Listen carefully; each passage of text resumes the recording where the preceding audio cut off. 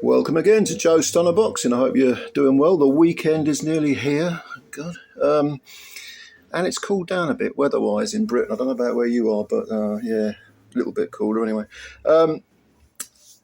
Canelo Alvarez and Terence Crawford have been doing their little, tour to promote their upcoming fight.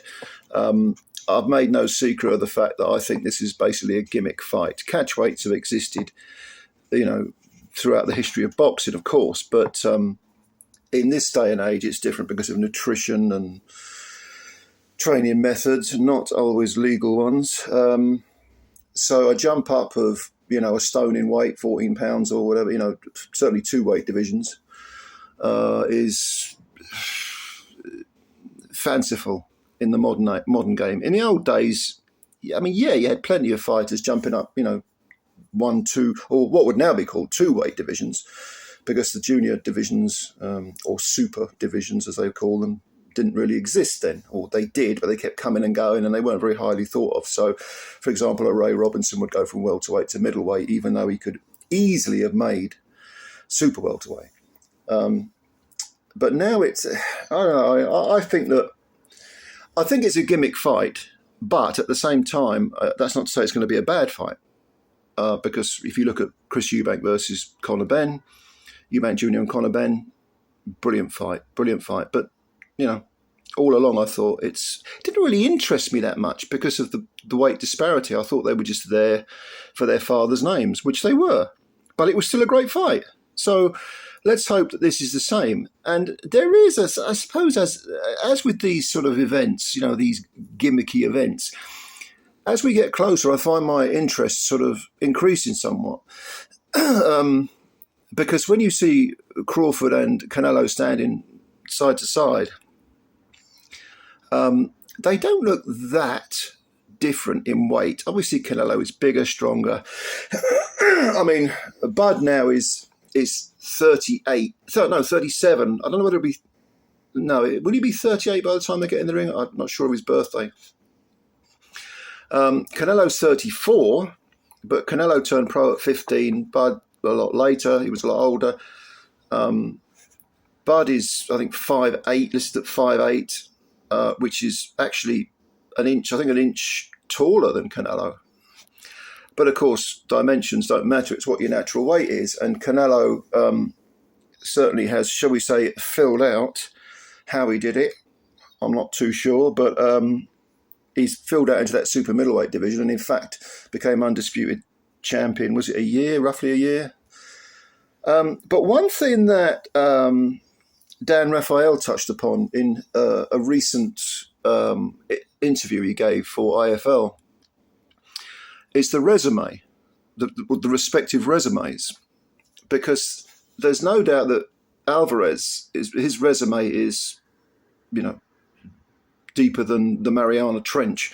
He's got 63 wins with 39 KOs, 2 defeats on points to Mayweather and Bivol, no shame in that at all, and 2 draws.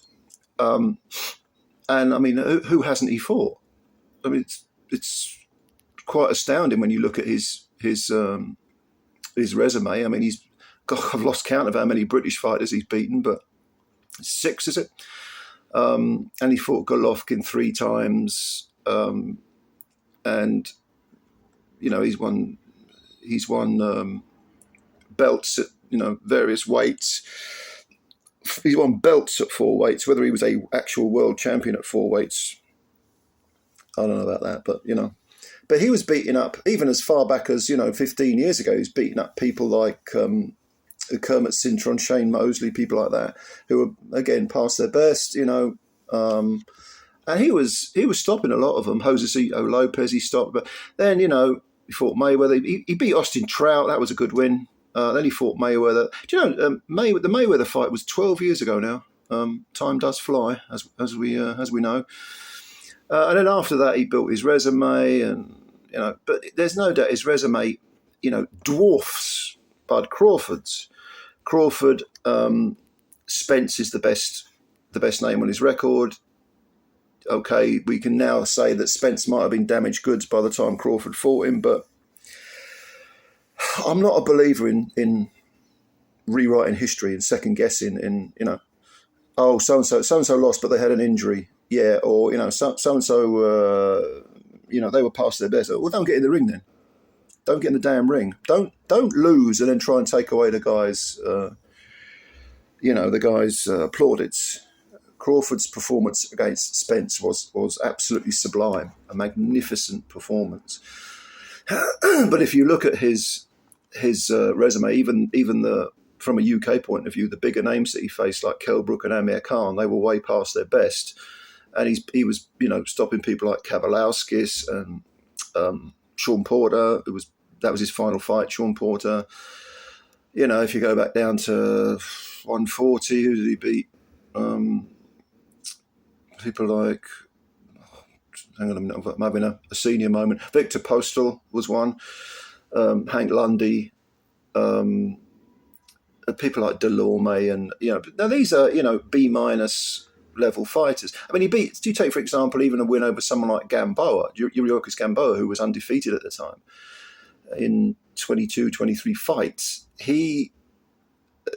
Gamboa had seen, his best days were at feather, weren't they? And that was a lightweight fight. But in fairness, was lightweight. I mean, he was really having to boil himself down badly and probably suffering because of it.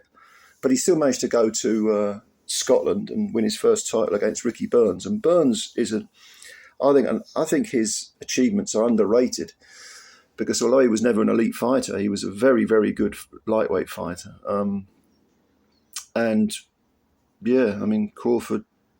Crawford got him. Brilliant performance, even though Crawford was really tight at the weight.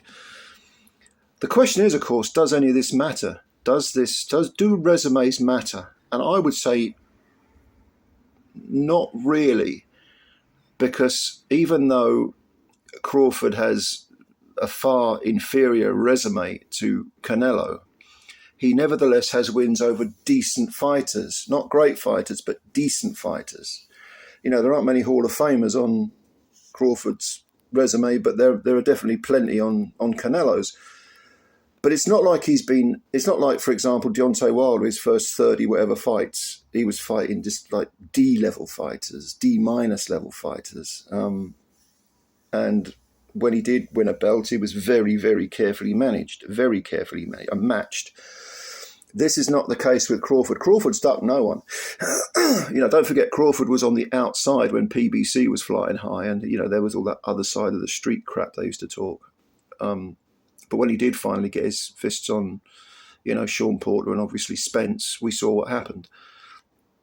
So and also of course at 37, 38, whatever it'll be when he gets in the ring, Crawford, he's been fighting his whole life. He comes from quite a rough environment. Done a few questionable incidents when he was young, been shot being one of them. So I don't think he'll be intimidated. I don't think he regards this as a fight that he can't win. Canelo, interestingly, said that this will be one of his best wins if he wins, and he thinks he's going to. Why wouldn't he? He is the bigger man. My first impressions are that size does matter. Weight divisions exist for a reason, and so on. So I expect that to be an advantage for Canelo. But like I say, the closer we get, the more intrigued I am by the fight, as is always the case.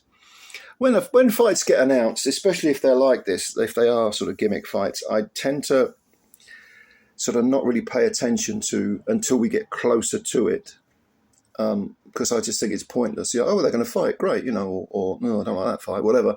But then leave it, and then when they get closer, things develop and there's more to talk about. But resume-wise, getting back to the point of this video, does it matter that much? I don't think so. Not in this case. I suppose in some cases it does. But, you can fight very, very good fighters, or just good fighters. And then when you jump up to an elite level, you've had that schooling. Everyone has to jump up incrementally. And obviously Bud Crawford is no novice. He's not. You never stop learning. But at the same time, he's pretty much an encyclopedia of boxing knowledge in the ring. I'm not talking about being a historian outside the ring, but in terms of being in the ring, he knows what he's doing, as does Canelo. So I expect this to be a better fight and a more. I think it'll be quite technical as well. Very, because you've got two good technicians in there, and I think footwork will be a major factor in this fight. But resume, I don't think it makes any difference really. I don't think it's particularly important really. But I don't know. Maybe you disagree. So let me know what do you think. What do you think about this? Comments below as per normal, and I will read them. I try to read everyone. I'm not saying I do, but I do try because people leave so many comments. And I reply to a few here and there. And thanks for your support for the channel. Anyway, if you like the video, hit the like button and also subscribe if you are new, ladies and gentlemen. The weekend is nearly here, like I say, which is great stuff. I will speak to you soon, and bye for now.